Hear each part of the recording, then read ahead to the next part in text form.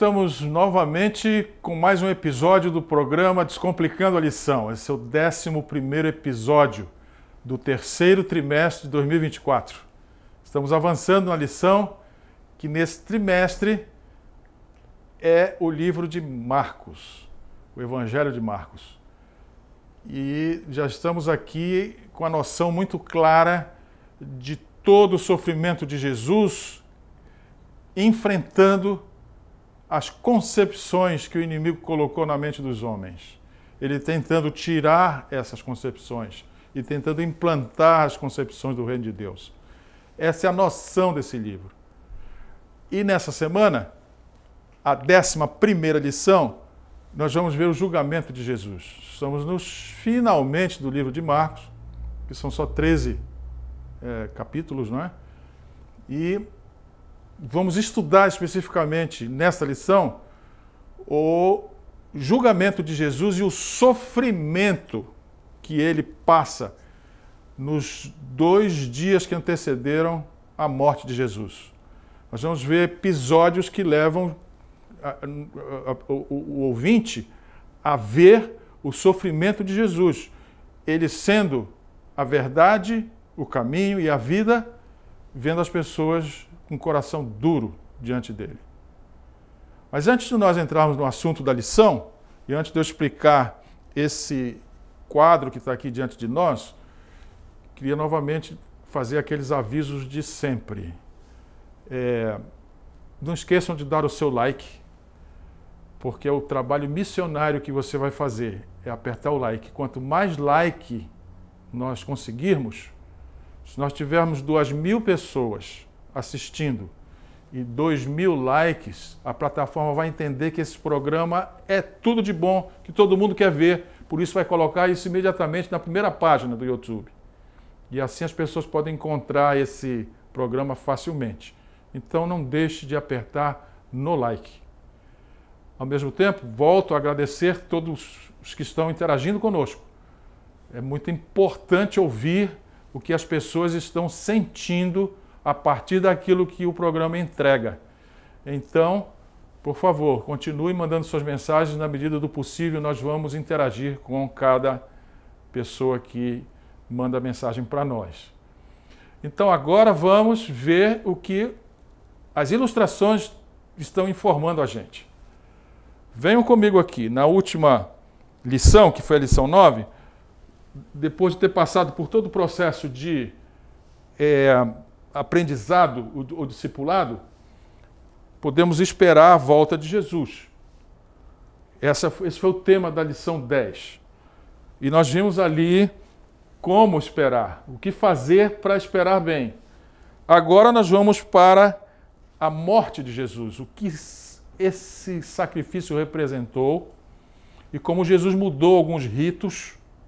Eu chamei a atenção dos ritos na lição passada, e agora é a hora de nós entendermos um pouco o que significam os ritos. O verso para memorizar, e dizia: Abba, Pai, tudo te é possível, passa de mim este cálice. Porém, não seja o que eu quero, e sim o que tu queres. Ou seja, todos os atos, esse texto de Marcos, que eu disse que são 13, mas na verdade são 16 capítulos. Foi um erro aqui um lapso. Mas eu quero chamar a atenção para que informação está aqui nesse texto. Marcos está dizendo o seguinte: nada está fora do controle de Deus. Nada, nada, é isso que ele está dizendo. E Jesus está explicitando isso aqui. Faça-se a sua vontade.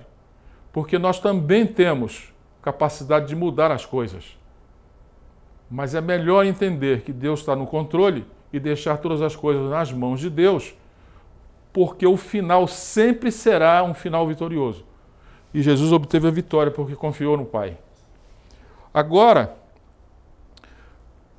para o nosso decolar na predição, vamos à premissa. Jesus não considerou o céu um lugar desejável enquanto nós nos achávamos perdidos. Vejam bem isso. Isso tem toda a ligação com o que nós já estudamos nas lições anteriores, principalmente na última lição, ou na penúltima, né? Foi a lição 10. Que o verbo doar é imperativo no reino dos céus. Jesus não conseguiu entender que ele estava bem se nós continuássemos perdidos.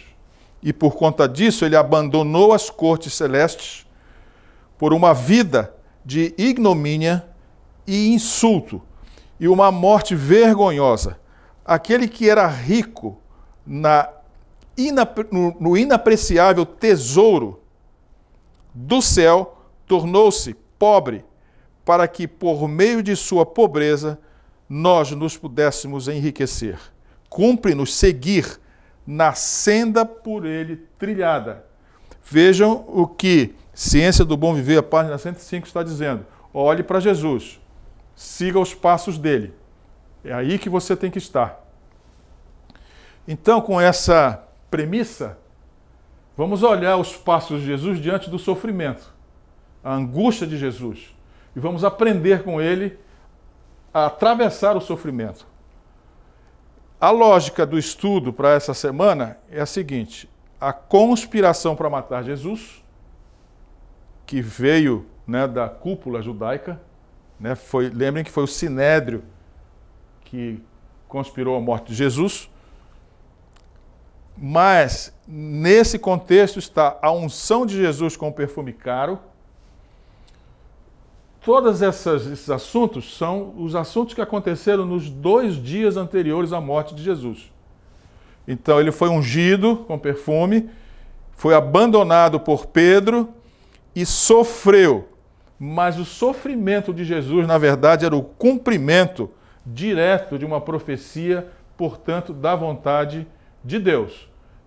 Quero salientar aqui, professores, os sofrimentos, no caso dos filhos de Deus, não são necessariamente penalidades, são momentos de educação e são momentos em que o céu pode efetivamente cumprir o propósito que tinha quando nos fez. É no sofrimento, prestem atenção nisso. Então,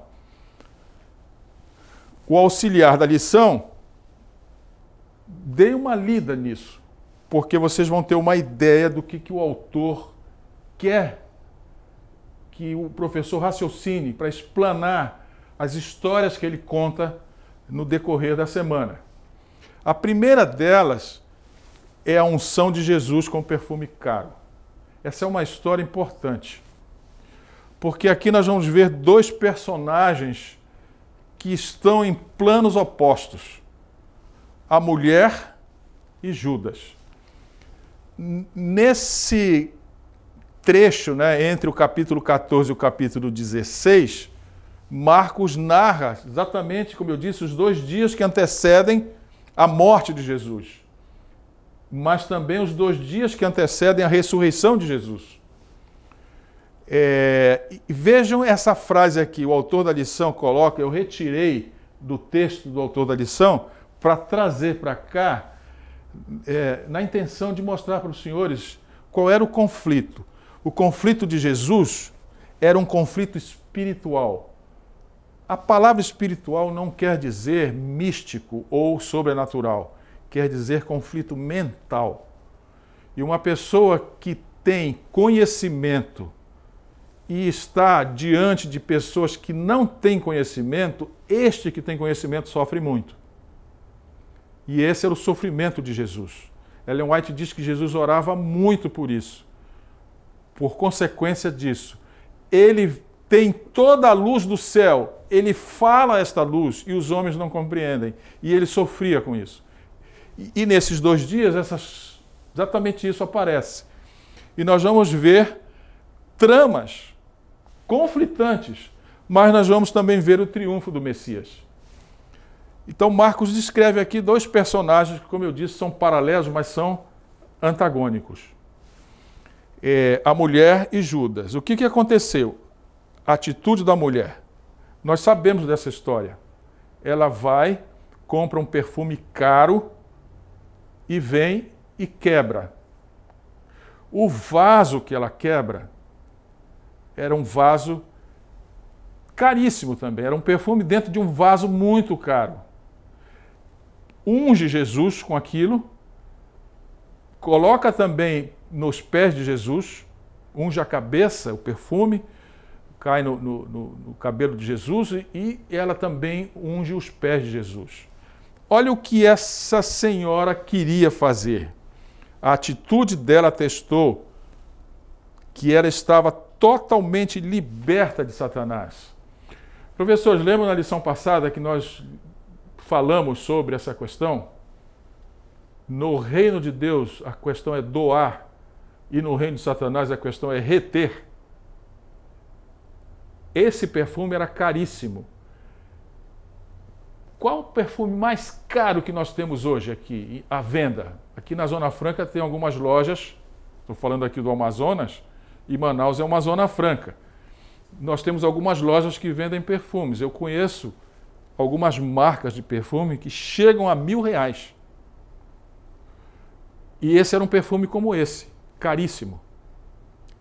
Essa mulher, ao fazer isso, ao ungir Jesus, nós vamos ver por que ela fez isso, ela demonstra que ela não está mais no reino do inimigo, onde as coisas são importantes, mas ela está no reino de Deus, onde os significados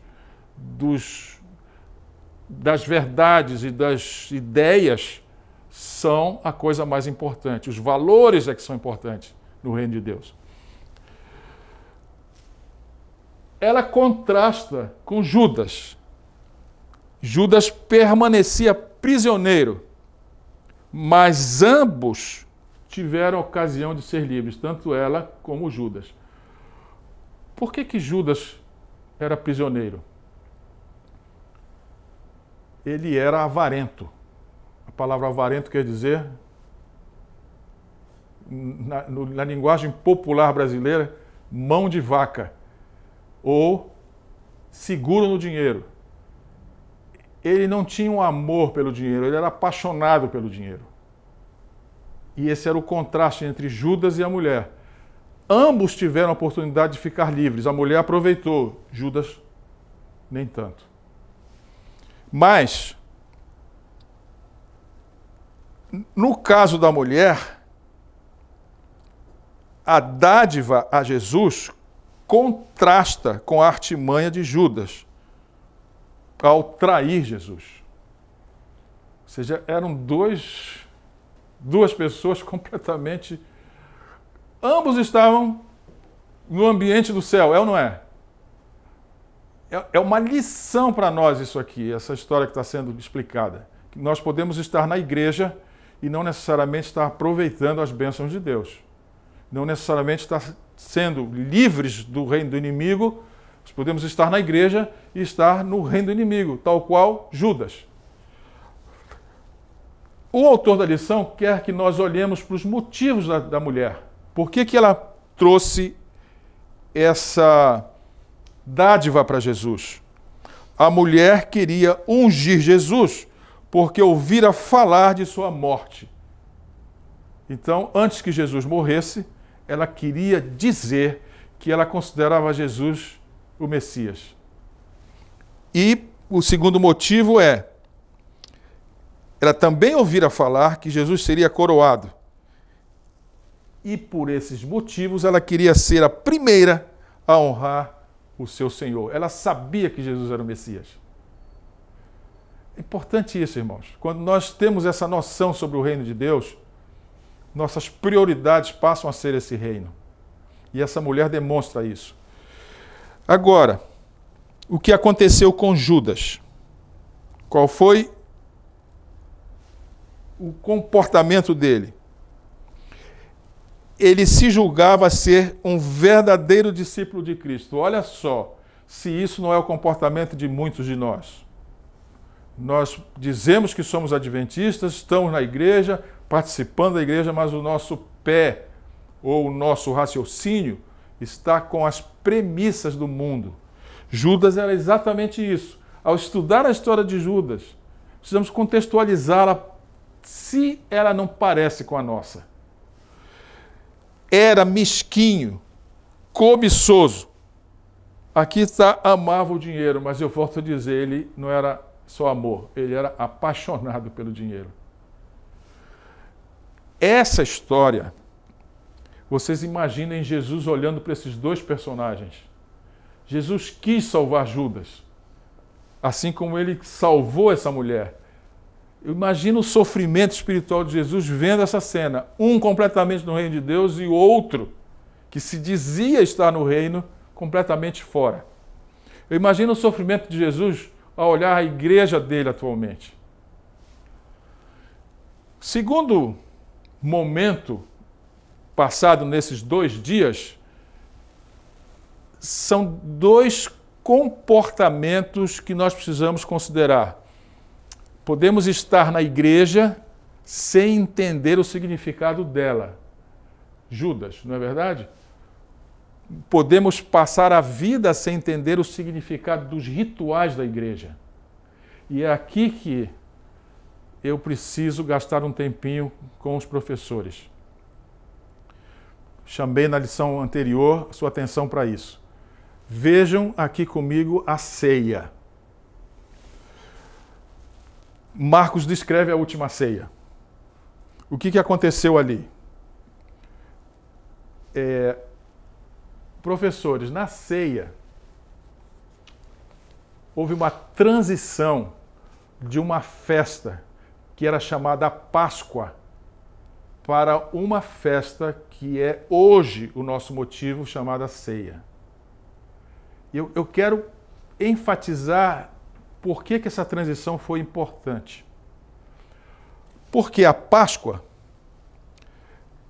era um serviço que era um memorial que lembrava a saída do povo do Egito, a libertação do povo de Israel do Egito. Jesus, então, institui um novo serviço memorial. E aqui está a questão que eu queria chamar a atenção. Não era mais aquele serviço memorial da Páscoa, era um novo serviço, um novo ponto de recordação de alguma coisa. Isso é memorial. Ele fez uma transição da celebração da Páscoa judaica, que estava ligada à saída do Egito e à aliança do Sinai, para a Santa Ceia, que está ligada à comemoração da sua morte. Ou seja, na ceia, o que nós vamos memorizar ou memorar? Libertação do pecado e a futura salvação, a nova terra. É muito diferente da Páscoa. Muito diferente. Professores, os adventistas não celebram a Páscoa. Adventista que acha que a Páscoa é uma data importante, não entendeu essa transição. Nós não temos uma aliança feita no Sinai. Nós temos uma aliança agora feita com Cristo. Não é isso que a Bíblia diz? Quando Jesus está servindo a Páscoa, ele vira para os discípulos e diz: esta é a nova aliança. E vocês vão fazer isto até que eu venha. Ou seja, vão lembrar que há uma nova aliança até que tudo termine. E ele ainda diz: eu não tomarei mais com vocês esta ceia. Só depois, quando tudo tiver terminado, na casa do meu Pai. Porque nós vamos, ao tomar a ceia, comemorar a morte de Jesus. Como assim comemorar a morte de Jesus? Vamos comemorar a morte de Jesus. Ela foi o que nos libertou do pecado. É ou não é? Então é um momento de comemoração.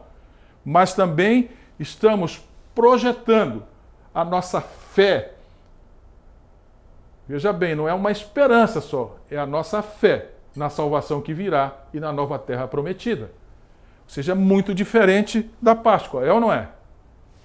Então, tanto a Páscoa quanto a ceia implicavam em sangue. O que há de igual nessas duas situações, desses dois ritos, é sangue. Quero que prestem atenção nisso. E aqui vem uma informação muito inteligente, que eu gostaria que os professores e os alunos da Escola Sabatina passassem a dominar isso. O que a ceia diz para mim, cada vez que eu tomo a ceia? Venham comigo aqui, olha.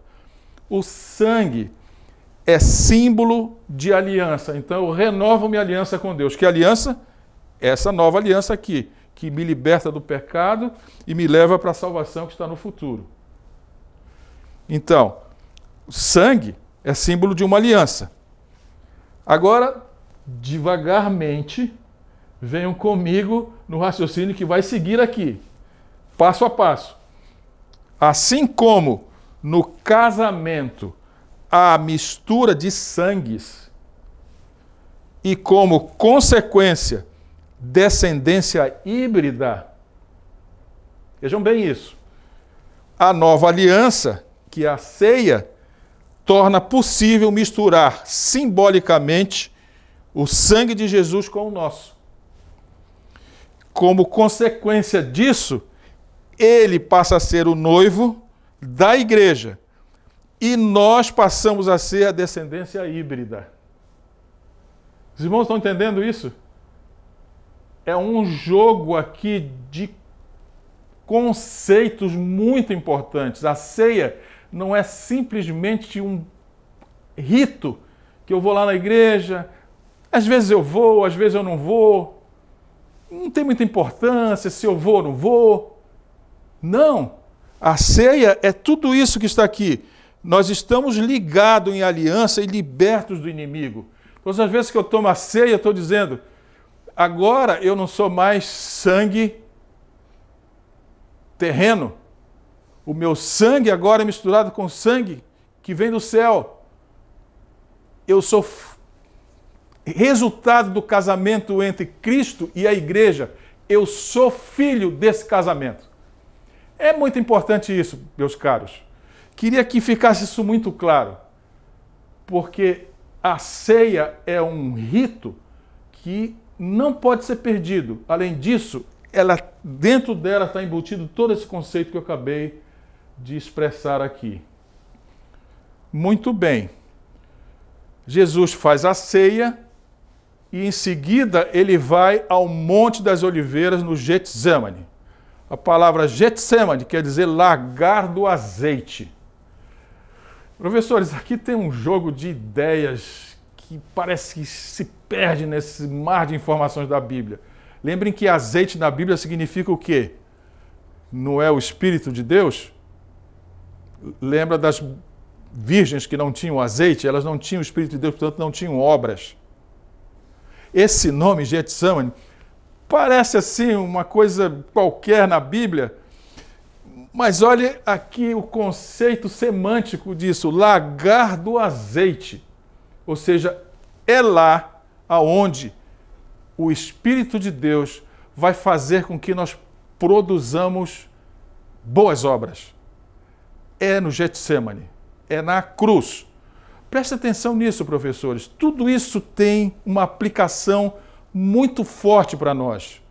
Cada coisa dessas. Então, o distanciamento, aliás, no jardim, Jesus deixou os discípulos e seguiu adiante com Pedro, Tiago e João. Ou seja, ele estava com os 11, com os 12, né? 11, porque Judas já não estava mais. Deixa-os lá, mas segue com Pedro, Tiago e João. Depois ele deixa os 3 em um lugar e continua sozinho e vai mais adiante. Essa informação aqui é importante. Por quê? Porque nessa segunda frase aqui está a explicação. O distanciamento de todos, de quem? De todos os discípulos e também de Pedro, Tiago e João, que foram com Jesus mais um pouco. Esse distanciamento sugere o isolamento de Jesus à medida que enfrentava o sofrimento que se aproximava. Ou seja, ele tinha que enfrentar tudo sozinho. Não é assim que a profecia dizia? Então, Jesus estava em silêncio e parece que Deus também estava em silêncio. Parece não, ele estava em silêncio. Tanto que Jesus se sentia excluído da presença mantenedora de Deus. Ou seja, ele passa, como diz aqui, estava contado entre os transgressores. Jesus passa a carregar efetivamente o pecado do mundo. Vejam bem aqui, nesta parte que nós estamos discutindo agora, tem um conceito importante. Todo indivíduo que acaricia o pecado e mantém isso na sua vida, ele fica excluído da presença mantenedora de Deus. Lembrem que tudo é de Deus, o mundo e tudo que nele há. Não é assim que a Bíblia diz?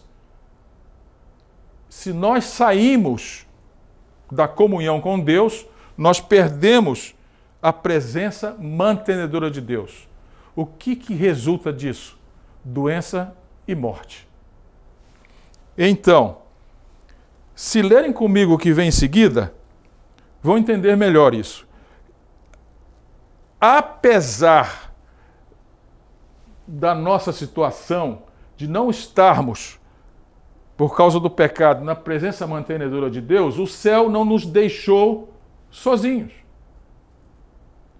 E na vida de Jesus isso fica claro para nós. O que aconteceu? No momento em que ele estava se achando sozinho, o poderoso anjo Gabriel veio para fortalecê-lo, para dar força ao suplicante divino humano. Disse-lhe que ele, Jesus, veria o fruto do seu trabalho e ficaria satisfeito. Uma multidão de membros da família humana salvos. Então, professores, prestem bem atenção aqui. Apesar dos nossos pecados, o céu nunca nos deixou. Volto ao texto tão conhecido, né? Deus amou o mundo de tal maneira que deu o seu Filho. Deus amou o mundo de tal maneira que mesmo dando o Filho, e ele carregando os pecados do mundo, ele não ficou desamparado, veio o anjo Gabriel. Você acha que para você, no meio da sua vida, carregando o fardo que nós carregamos, o céu não está interessado em nós? É claro que está. Mas, enquanto o céu estava interessado em nós, o que acontecia com os 3 discípulos? 3 vezes Jesus foi buscar conforto com os 3 discípulos.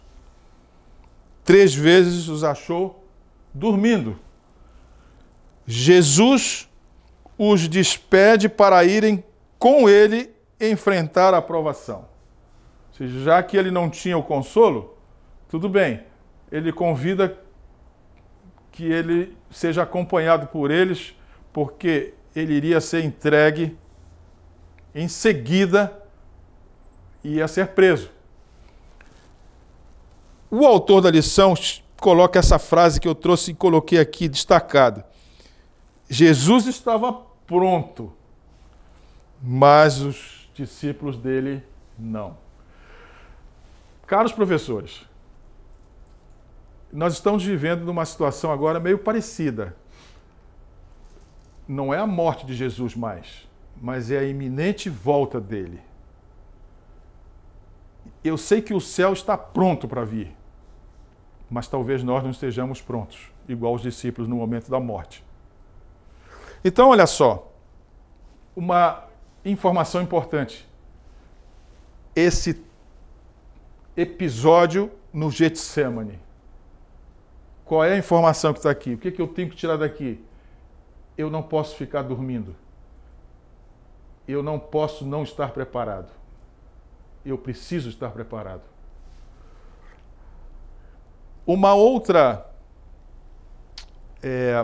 Um outro acontecimento em seguida a este foi a traição propriamente dita, a condição de Judas, o sofrimento como cumprimento de uma profecia. Judas tinha muito amor ao dinheiro, ele havia alimentado a avareza até que se tornou na grande motivação da sua vida. Tornando-se escravo de um vício, entregou-se a Satanás para ser levado a todo tipo de pecado. A traição de Judas foi deplorável, dissimulou sob o pretexto de amizade. Veja a informação que o autor da lição coloca, eu queria destacar aqui. Vício é uma atitude totalmente egoísta. Qualquer vício. Qualquer. Há pessoas que... O que é um vício? É um looping que se forma dentro do indivíduo. O corpo exige uma coisa, mesmo que a mente da pessoa consiga entender que o corpo está solicitando não é bom, mas a força com que o corpo pede é tanta que a mente produz o efeito de buscar exatamente o que não devia. Forma-se um looping, a pessoa não sai disso, ele não tem força para sair. É um vício. E nesse contexto, lembrem que nós já discutimos aqui em outras ocasiões as 3 partes do ser: corpo, mente e alma. O corpo pede coisas, a mente analisa e a alma determina se fará ou não. No caso de um viciado, a mente não tem força e a alma está morta. E nesse caso, o texto está informando que a pessoa fica entregue a Satanás, porque no caso de Satanás a liberdade não existe. Ele te aprisiona e você vai ser levado a todo tipo de pecado. O vício é a entrada para qualquer tipo de pecado, seja ele qual for. Mas, enquanto Judas estava nessa tensão, Jesus enfrenta o reino do inimigo sozinho. Como assim? No episódio de Pedro, não é? Quando Jesus é entregue, antes de Jesus ser entregue para ser preso, ele fala para os discípulos: vai acontecer isso comigo. Eu vou ser preso, vou ser martirizado. E Pedro, numa atitude arrogante, diz para Jesus: nunca, imagina que isso vai acontecer. Mesmo que aconteça, eu vou defender. Aí Jesus vira para Pedro e diz: Pedro, tu me negarás 3 vezes ainda.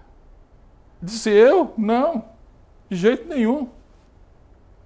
Pedro era nós outros, tal qual nós somos, arrogantes, achamos que nós podemos. E o que aconteceu? Enquanto Jesus enfrentava sozinho o inimigo, Pedro desembainha uma espada, corta a orelha do servo do sumo sacerdote. Os irmãos sabem dessa história. Jesus recoloca a orelha de volta, não é? Jesus reimplanta a orelha, mas a multidão vai e pega Jesus. E olha o que o autor enfatiza aqui. Eles fizeram abertamente o que em segredo queriam fazer, que era pegar Jesus, e não tinham coragem. Agora eles fizeram abertamente. Eles queriam pegar Jesus quando ele pregava no templo. Não tinham coragem. Mas agora estavam fazendo abertamente. Enquanto a vontade humana trabalhava para destruir o Messias, a vontade de Deus se cumpria. Que é o que o título dessa tela está dizendo, né? O sofrimento como cumprimento da profecia. Nesse tumulto todo, acontece um fato inusitado. Os irmãos estão vendo o sofrimento de Jesus nos 2 dias, ele enfrentando o inimigo direto. Era o reino dos céus contra o inimigo. Acontece um fato interessantíssimo aqui. E é Marcos quem narra isso. Que todos os discípulos de Jesus fugiram, ou seja, enquanto a multidão se colocava, né, se precipitava para Jesus, para pegar Jesus, os discípulos fugiram. É o contrário, não é? São os contrastes aqui. Mas um jovem envolto num lençol, deixa cair o lençol e foge. Foge nu, desnudo. Marcos conta essa história porque ele quer que você raciocine. Deixaram tudo para fugir de Jesus. O jovem, até o lençol que estava envolvido, ele naturalmente estava dormindo, viu aquele tumulto, porque isso aconteceu à noite, ele sai de casa enrolado no lençol, e aquele lençol cai e ele foge de Jesus. Marcos quer que você tenha essa ideia aqui, que todos deixaram Jesus. Muito bem. Não seria possível que nas igrejas esteja ocorrendo isso também? Se apertar para valer. Eu vou contar uma história, professores. Alguém me contou isso como tendo acontecido em São Paulo, numa igreja.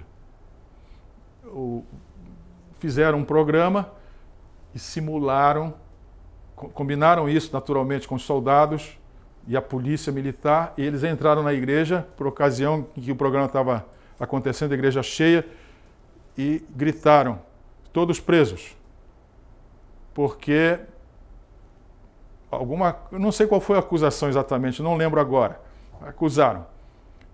E muitos, aí a história que me contaram é o seguinte, boa parte da igreja saiu correndo. Os que não puderam sair correndo, muitos disseram, olha, eu estou aqui, mas eu não tenho nada com isso. Não parece... Fui convidado para estar aqui. Não parece com a história de Pedro? Muitos batizados fizeram isso. E nessa história aparece uma senhora que diz o seguinte, podem me levar preso, eu não temo, o Deus do céu irá cuidar de mim. Foi a única pessoa numa multidão que teve essa atitude. Agora nós estamos diante de uma coisa dessa aqui. Vejam como as coisas se repetem, não é? Depois que foram alertados de que era apenas uma encenação, já tinha acontecido tudo. Eu imagino o desespero dessas pessoas que não tiveram coragem de estar ao lado de Jesus. Agora vejam bem, Jesus é levado ao Sinédrio. E o que era o Sinédrio? O Sinédrio era o Supremo Tribunal Federal. O Sinédrio era aonde os judeus, era um grupo de pessoas ilustres, eram pessoas da comunidade, que eram chamados anciãos, eram pessoas que tinham alguma ascendência na sociedade, eram os fariseus, eram os sacerdotes, líderes religiosos, que formavam esse grupo chamado Sinédrio. E Jesus é levado diante desse grupo. Era um tribunal que julgava as causas, os crimes religiosos. Ele não tinha, porque o Sinédrio estava subjugado ao Império Romano, eles não tinham como julgar crimes. Era o tribunal romano que julgava. Eles só tinham, digamos, autoridade para julgar crimes religiosos. Então Jesus é levado diante desse Sinédrio e ele é acusado. Os sacerdotes, o chefe desse Sinédrio era o sumo sacerdote. Naquela época era um sujeito chamado Anás. Anás paga falsos testemunhos para acusar Jesus. Só que a história que eles contavam eram histórias inconsistentes. Não concordavam entre si. E ele ficou sem argumentos para condenar Jesus. Então, o próprio sumo sacerdote se dirige a Jesus. E, sob juramento, ele pergunta se Jesus era o Messias. Qual foi a resposta de Jesus? Ele admite que era o Messias. O sumo sacerdote, então, rasga suas vestes. Esse é um ato que significava grande repúdio, grande vergonha, um crime tão incrível que o juiz rasga as suas vestes em protesto. crime de blasfêmia. Foi isso que foi a condenação de Jesus. E eles então vendaram os olhos de Jesus, bateram nele, pedindo que Jesus profetizasse quem o batera. Ou seja, eles estavam com uma atitude completamente sarcástica. Era uma gozação. Se tu és o Messias, porque Jesus acabaram de dizer que era, profetiza quem está te batendo. Diz quem é. Vejam o nível de escárnio, né? E o nível de desconforto de Jesus. Eu fico imaginando essa cena. Jesus, o Deus do céu, o Criador de todo o universo, diante daquelas pessoas, zombando dele. Eu consigo ver o equilíbrio da mente de Jesus. Como era equilibrado Jesus. Porque ele poderia ter feito qualquer coisa ali, tinha destruído todo mundo. Mas ele continuou cumprindo a vontade do Pai. Totalmente. O sofrimento era o cumprimento de uma profecia. E ele, pianinho, não é? Calmo, mantendo toda a sua capacidade mental, enfrentou tudo aquilo. Professores, eu quero dizer uma coisa. O auge do desenvolvimento de uma pessoa é exatamente chegar num nível de equilíbrio semelhante ao de Jesus, onde você não se exaspera com as coisas que acontecem com você. Vocês imaginem todo esse trajeto de Jesus até a cruz, todo o sofrimento que ele passou e o poder que ele tinha nas mãos, ele simplesmente sofreu tudo aquilo porque era uma aliança feita com Deus o Pai. Que coisa impressionante é isso, o equilíbrio dele. Então, ele se volta para Pedro. Lembra do Pedro? O Pedro faz com Jesus um contraste enorme. O autor da lição chama a atenção de quem lê, dos leitores, para esse contraste. Dois personagens paralelos realizando ações opostas. Quem? Jesus, que deu um testemunho fiel, e Pedro, um testemunho falso. Qual foi o testemunho falso de Pedro? Perguntaram para Pedro: eu sei quem você é um deles. Ele disse: não, eu não. Se você fala, está aí como eles, igualzinho a eles, você é um deles. Ele disse: não. E a pessoa insistiu e Pedro nega 3 vezes, conforme Jesus havia dito para ele. 3 vezes negou sua ligação com Jesus, chegando a amaldiçoar e jurar.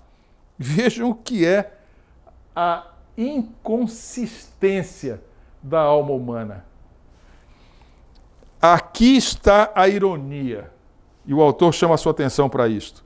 No momento em que Jesus foi vendado e espancado, nesse momento Pedro estava negando Jesus. Ao negar Jesus, claro que Pedro mostrou que ele era o Messias.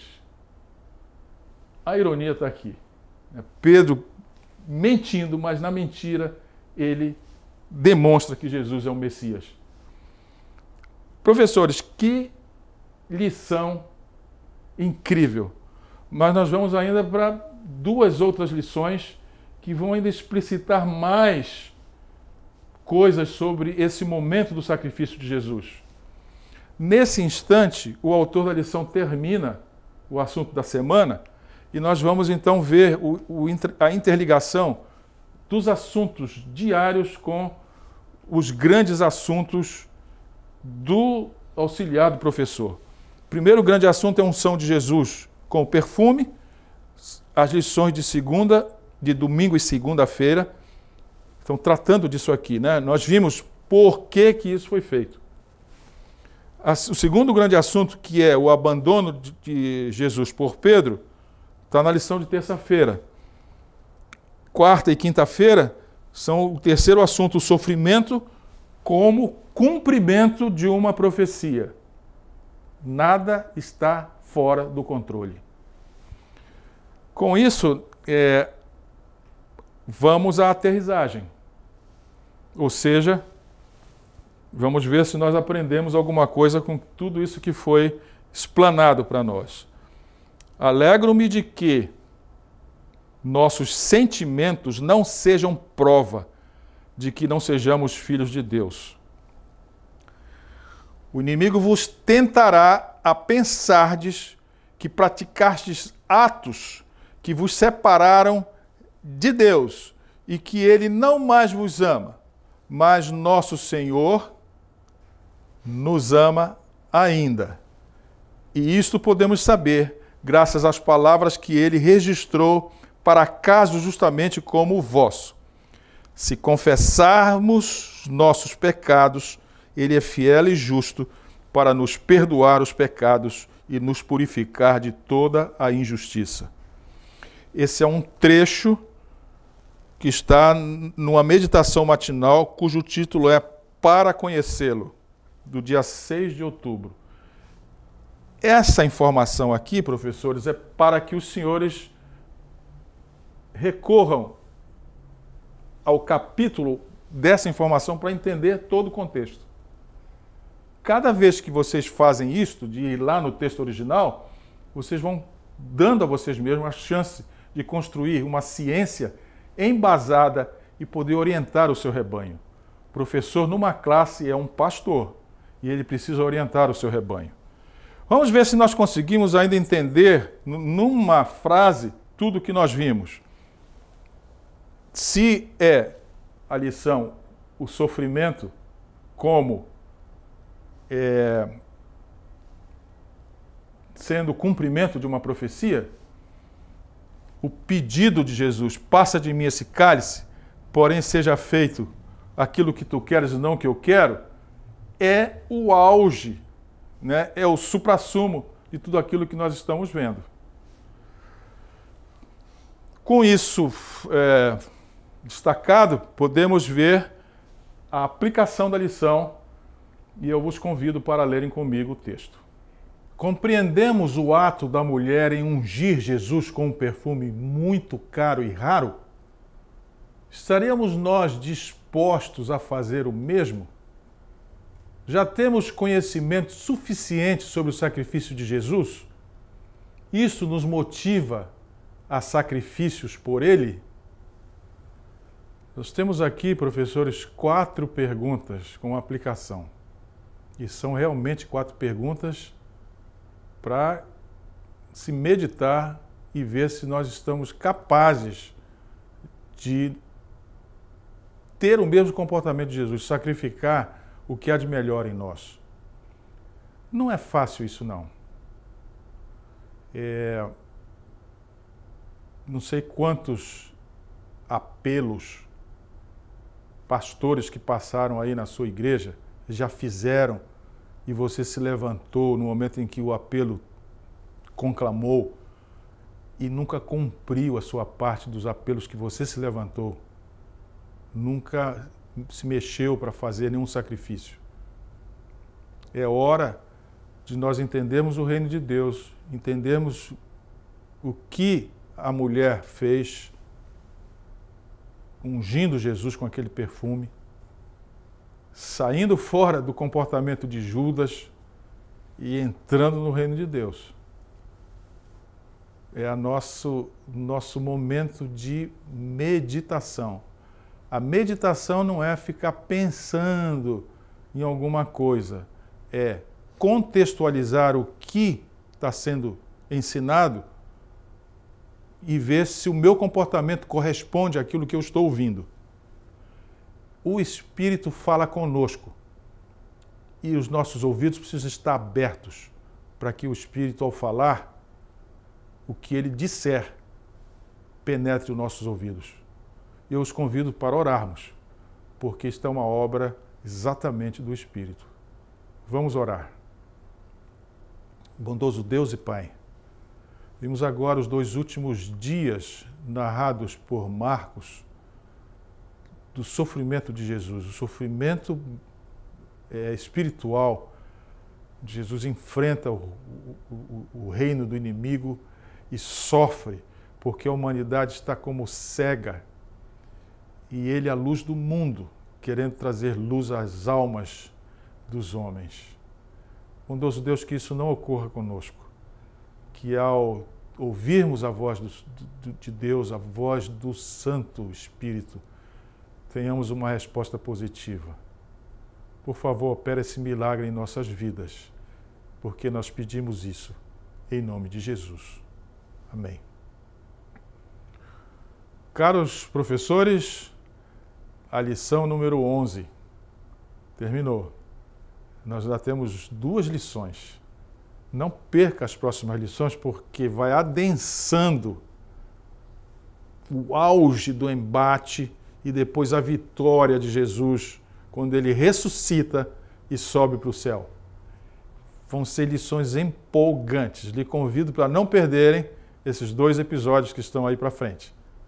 Lembrem que o senhor precisa descomplicar para os seus alunos. Lhe espero no próximo episódio.